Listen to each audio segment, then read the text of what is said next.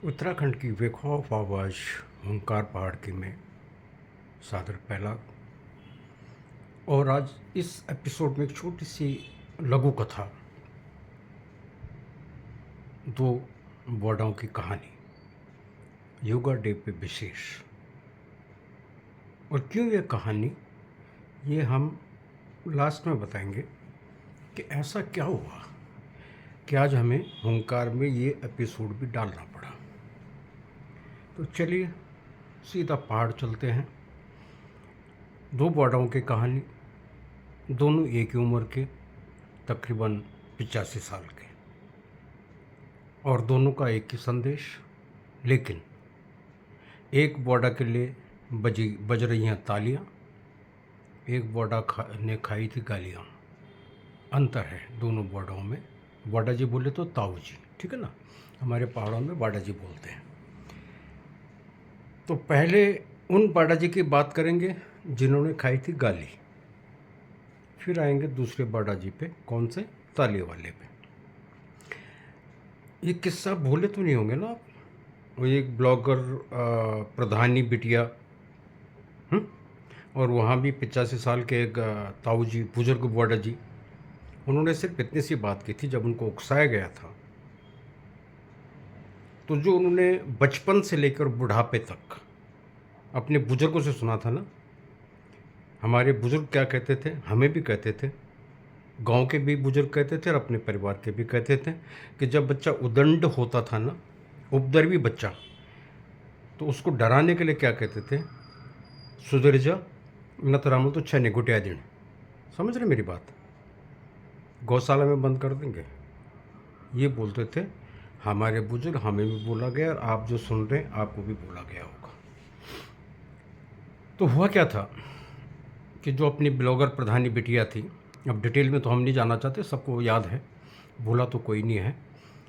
तो ब्लॉगर प्रधानी बिटिया ने उकसाया ताऊ जी को, और ताऊ जी ने एक भ्यूल की सिकुड़ी लेकर के, वो छड़ी बोल दो झगड़ा है ना, ये कहा सुधर जा, गौशाला में बंद कर दूंगा। लेकिन ब्लॉगर बिटिया ने क्या कहा था जी, अरे देखो ये बुढ़ा मुझे गौशाला में ले जाने की बात कर रहा है, और भाई साहब इतना क्या करना था, ले धड़ाधड़ उन ताऊ जी को गालियाँ पे गालियाँ। बुढ़ापा खराब हो गया ताऊ का, इतनी उम्र हो गई, और एक बच्चे को बोल रहा है कि चल गौशाला में लेके जाता हूँ। सोच रहे हैं आप, सुना है आपने? हमने इस पर तब भी एपिसोड किया था, इसलिए लंबा नहीं जाने देंगे इसको। तो ताऊ जी ने जो उनको बचपन में बुजुर्ग डराते थे ना, गौशाला में बंद कर दूंगा, वही कहा था। और ले धड़ाधड़ वीडियो पे वीडियो, ब्लॉगर पे ब्लॉगर, यूट्यूबर पे यूट्यूबर, रील मेकर पे रील मेकर, और दे दनादन ताऊ को गालियाँ। उम्र तो देख ले बुढ़े, गौशाला में ले जाएगा जवान लड़की को। एक प्रकरण तो ये था। अब आइए दूसरे प्रकरण में, कि जहाँ ताऊ जी के लिए तालियों पे तालियां पड़ रही हैं। और अभी कल ही हमने योगा डे मनाया है। अब ताऊ जी क्या कह रहे हैं, मैं तो हैरान हो गया कि मेरी टाइमलाइन पे कम से कम 100 मित्रों ने वो वीडियो फॉरवर्ड कर दिया। 100 मित्रों ने अभी तक, अब न जाने एक दो दिन में कितने हो जाएंगे। भाई ठीक है, वो तो ब्लॉगर प्रधानी जी को तो चाहिए था फॉलोअर बढ़े, लेकिन यहाँ ये ताऊ जी कोई ब्लॉगर नहीं है, यूट्यूबर नहीं है। लेकिन ये जो वीडियो बनाई गई है, निश्चित किसी ब्लॉगर ने बनाई है, किसी यूट्यूबर ने बनाई है, और अब तो सब पत्रकार हैं। अब इस ताऊ जी की कहानी में दो कहानियां हैं।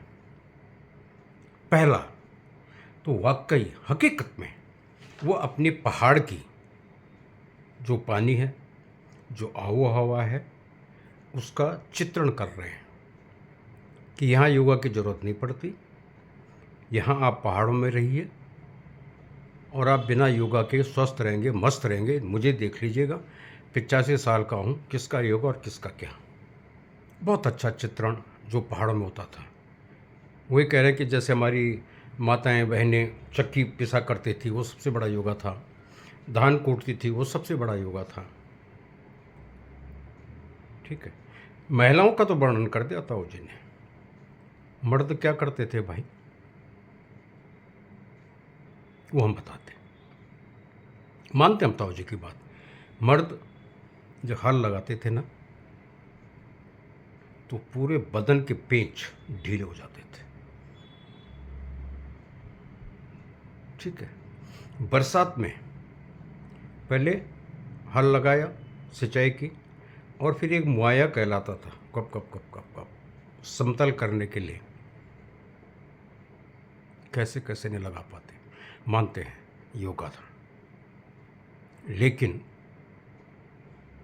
लेकिन फिर सवाल वही आ गया कि ताऊ जी ने टारगेट किया है योगा को, और कब किया है, जबकि योगा आज इंटरनेशनल लेवल तक पहुंच गया है। और कल ही हमने योगा डे मनाया है। और ताऊ जी का टारगेट सिर्फ कौन थी? मातृशक्ति थी, जो शहरों में बैठी हुई है। क्या कह रहे हैं ताऊ जी? क्या चो इससे होता है? अरे घारो जंदूर लगाओ, फलाण करो, ढिमकण करो। भाई ताऊ जी, आपकी तो उम्र हो गई 85 साल, और मानते हैं आप स्वस्थ हैं।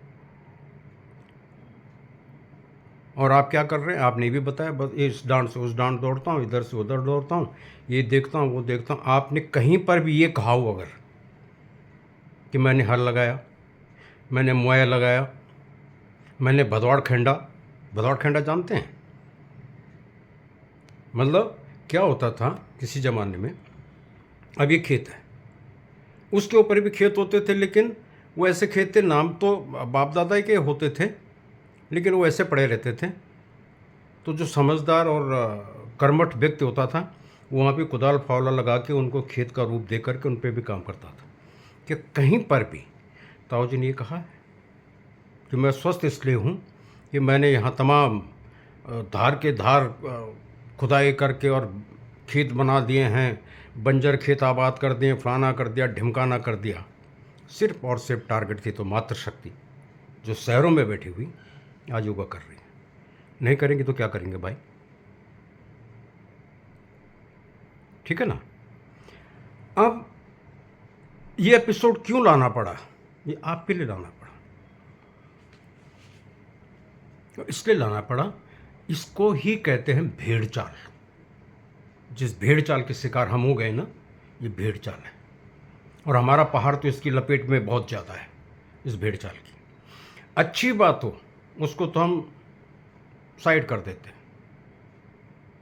अब कैसे अच्छी बात, हम आपको ज़रा एक झलक दिखला दें और फिर निचोड़ पे आते हैं। हमने एक एपिसोड किया था कि विधायक निधि का कैसे दुरुपयोग हो रहा है पहाड़ों में, और इससे मेरी विधानसभा में नहीं हो रहा होगा, शायद सारी विधानसभाओं में हो रहा होगा।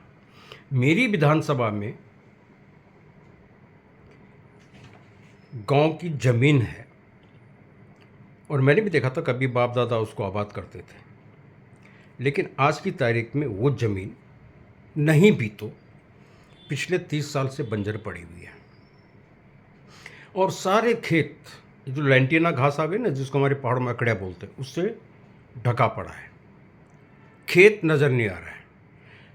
लेकिन साहब, उसके लिए विधायक निधि से विधायक जी ने अनुकंपा करके एक नहर के निर्माण के लिए 20 लाख रुपए की राशि आवंटित कर दी, और उधर से लेके और वो जो लेंटिना वाले खेत हैं वहाँ पहुँचा भी थी। क्या? नहर। इस पर हमने लाइव एपिसोड भी किया था। इसमें हमने तस्वीरों के साथ पोस्ट भी लिखी थी कि क्या विकास ऐसे होगा पहाड़ों का। लेकिन मजाल क्या है कि मेरे ही क्षेत्र के और उस जगह के आसपास के 2-4 मित्रों ने, 2-4 ग्रामीण भाई बहनों ने भी ये कहा हो कि हाँ, दुरुपयोग हो रहा है। तो यही कहने का तात्पर्य है कि हम लकीर के फ़कीर ना बने। पहले ताऊ जी को हमने दे दनादन गालियाँ, और जब सच्चाई सामने आई तो पता लगा ब्लॉगर प्रधानी की ही गलती थी, जो कि एक बुज़ुर्ग को बदनाम कर दिया गया। आज एक ताऊ जी 50 साल के फिर आ गए, जो कह रहे हैं छी क्या योगा। ताऊ जी, आपकी उम्र निकल गई और आज पहाड़ों में ये हालत है। खेती तो होती नहीं, राशन शहरों से जाता है।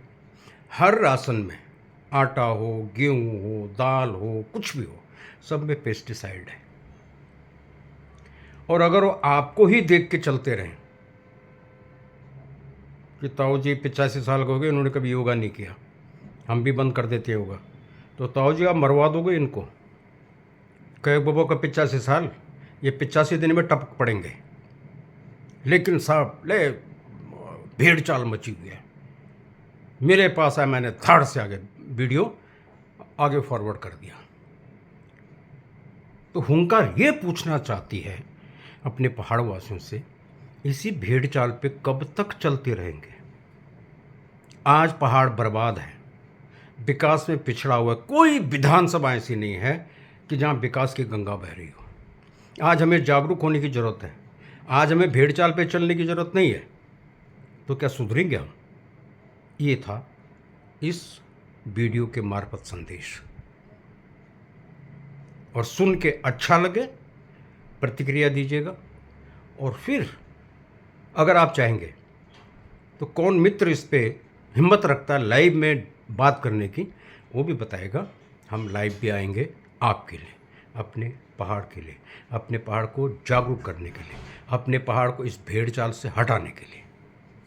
इजाज़त दीजिएगा। हुंकार पहाड़ की आपका अभिनंदन करती है। हमारा उद्देश्य किसी के दिल को चोट पहुंचाना नहीं था, सीधा उद्देश्य एक सच्चाई, एक सत्यता आपके सामने रखनी थी, ताकि हम इस भेड़ चाल के शिकार आगे न हों।